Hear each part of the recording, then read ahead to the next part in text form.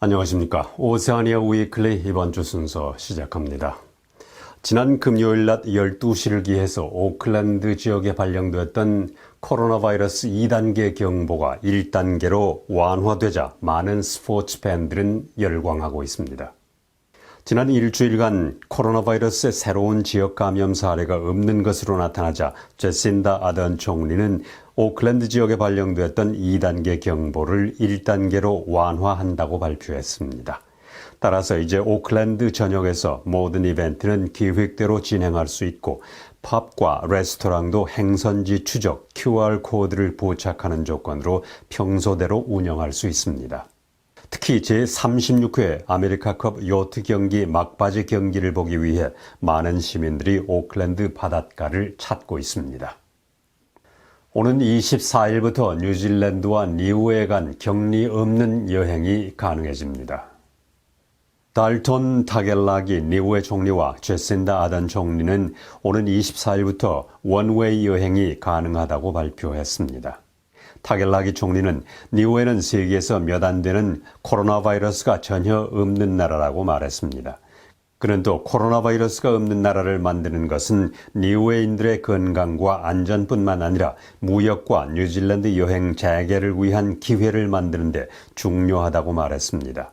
니우에인의 뉴질랜드 편도 여행이 격리 없이 실시되면 니우에인들이 필수적인 의료 서비스를 받을 수 있고 교육 기회와 취업을 할 수 있으며 뉴질랜드에 있는 가족과 다시 결합할 수 있게 됩니다. 니우에는 뉴질랜드 북동쪽 2,400km 태평양상에 위치한 섬나라로 면적은 261제곱킬로미터에 인구는 1,700명 정도입니다. 니우에는 자치국이지만 니우에이는 뉴질랜드 여권을 소지하고 있습니다. 에어 뉴질랜드는 시드니와 멜번으로의 격리 없는 운항을 재개했습니다. 에어 뉴질랜드가 시드니 멜번 간 운항을 중단한 것은 지난 2월 오클랜드에서 코로나 바이러스 지역 감염자가 나온 후부터였습니다. 지난 12일 낮 12시부터 오클랜드 지역에 내려졌던 코로나 바이러스 2단계 경보가 1단계로 완화되자 호주 정부는 뉴질랜드 호주 간의 운항을 재개할 것을 요청해왔습니다. 그러나 퀸즐랜드 당국은 브리즈번으로 가는 검역 없는 항공편은 3월 20일부터 가능하다고 밝혔습니다. 최근 구인 웹사이트인 시크에 나타난 구인 목록을 보면 2020년 1월보다 6%가 줄어든 것으로 나타나 코비드-19 이전 수준에 접근하고 있는 것으로 보입니다. 웰링턴의 구직 광고는 작년 이후 110%가 늘어났고 전국적으로 기술직과 ICT 구인 목록이 크게 증가했습니다. 그러나 오클랜드는 구인 광고가 코비드-19 이전보다 여전히 14% 적은 것으로 나타났습니다. 이는 오클랜드 지역이 여러 차례 록다운을 겪으면서 심각한 영향을 받은 업체들을 오클랜드시가 지원하기 때문으로 풀이됩니다. 호주 출신 마티아스 코만이 차기 OECD 경제협력개발기구 총장에 선출됐습니다. 전 재무장관을 지낸 코만은 6개월간의 경쟁 끝에 파리에 본부를 두고 있는 경제협력개발기구의 5년 임기를 6월 1일부터 시작하게 됩니다. 코만은 현재 코로나 바이러스 이후에 경제 회복과 다국적 대기업에 대한 세금 문제 협정을 위해 노력하고 있습니다. OECD는 경제발전과 세계 무역을 촉진하는 다국적 조직입니다. 스콧 모리슨 총리는 유럽 출신의 6명을 포함해 모두 9명의 다른 우수한 후보가 차기 OECD 총장직을 놓고 경쟁했으나 호주 출신 마티아스 코만이 선출됐다고 말했습니다. 마티아스 코만은 아시아 태평양 출신으로는 처음으로 OECD 총장에 선출됐습니다. 3월 15일은 크라이스트처치에서 테러 총격 사건이 발생한 지 2년이 되는 날입니다.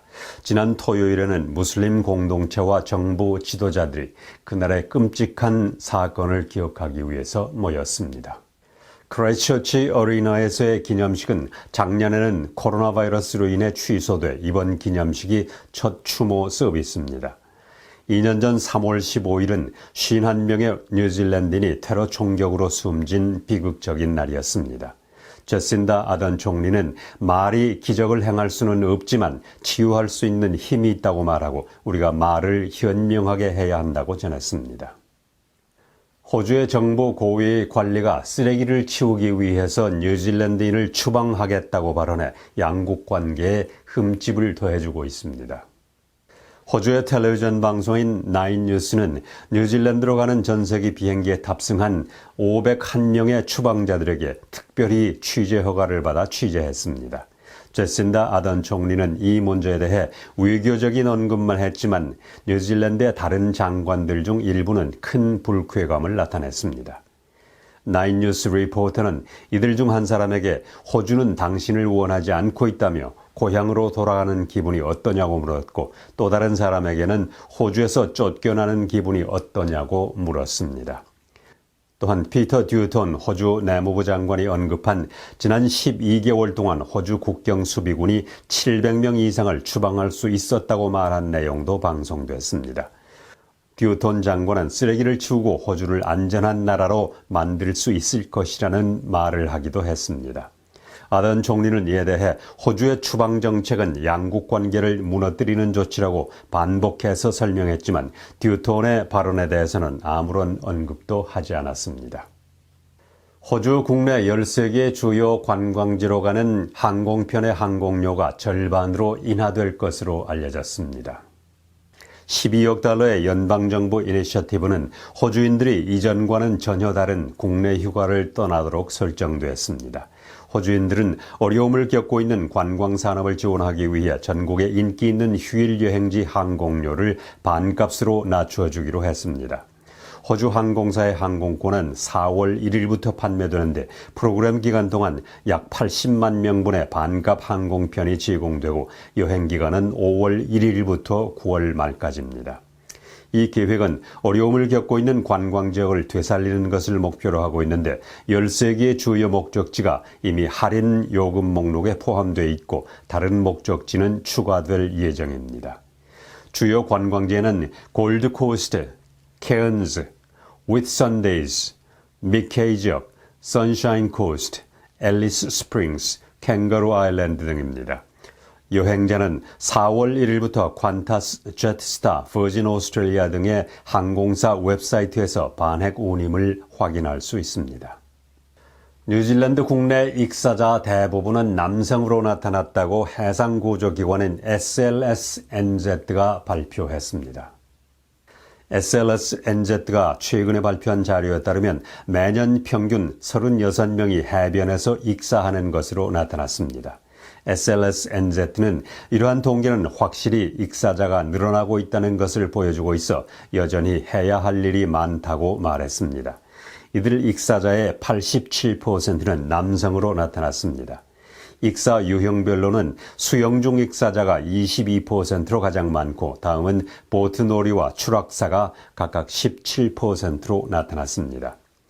60대 남성이 지난 1월 오클랜드 서부의 피하 해변에서 인명구조원과 응급요원의 구출 노력에도 불구하고 익사했습니다.